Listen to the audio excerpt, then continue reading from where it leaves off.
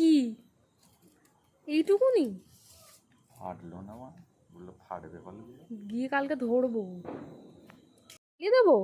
তোকে না জ্বালালে হবে কি করে? জ্বলছে না তো। আরে দাঁড়া, সবেতে তাড়ায়।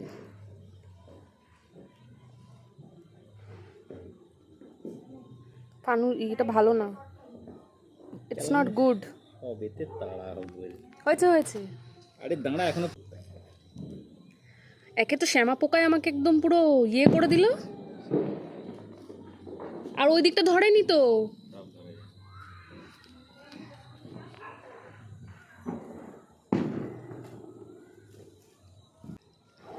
তো তেনার হচ্ছে বাজি কিনতে গিয়ে ঠকে তার শখ মেটেনি, তিনি আবার ফানুস নিয়ে এসেছিলেন, ফানুস ওড়াবেন বলে সবাই। দেখো মানে লিটারেলি 5টা ফানুস কিনে এনেছে, সস্তায় পেয়েছে, এক একটা ফানুস নাকি 15 টাকায়। আমি তখনই বুঝতে পেরেছিলাম কিছু তো একটা ব্যাপার আছে, যে ফানুসগুলোতে কোনো লিকেজ ছিল না, কিছুই না, কিন্তু ফানুসগুলোর একটাই প্রবলেম ছিল, ফানুসগুলো ওপরে ওঠেনি, ফানুসগুলো নিচেই আছে, মানে ডাউনফল হয়েছে। এই ফানুসটাকে কতক্ষণ ধরে হাতে ধরে দাঁড়িয়ে থেকেছিল আমার বর, কিন্তু ফানুস অ্যাট লাস্ট ওপরে আর ওড়েনি, সেটা নিচেই, মানে আমরা ছাদে করছিলাম, ছাদে দেখা গেছে, ওই যে দেখো ছাদেই এখানে আমাদের ফানুস জ্বলছিল, ফানুসে দৌড়ত্ব এতটুকুই ছিল, ওর আকাশে যেতে ইচ্ছেই করছিল না, তাই জন্য বলেছিল রেস্ট করবো একটুখানি।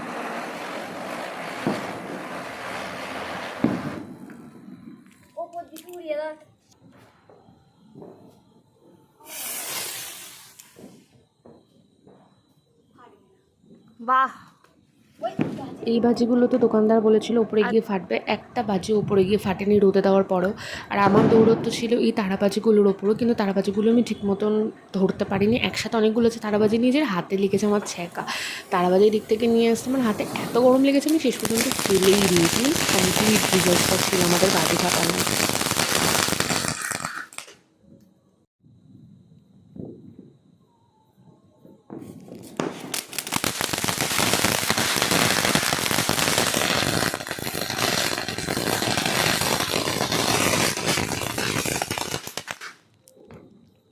দেখেছিস?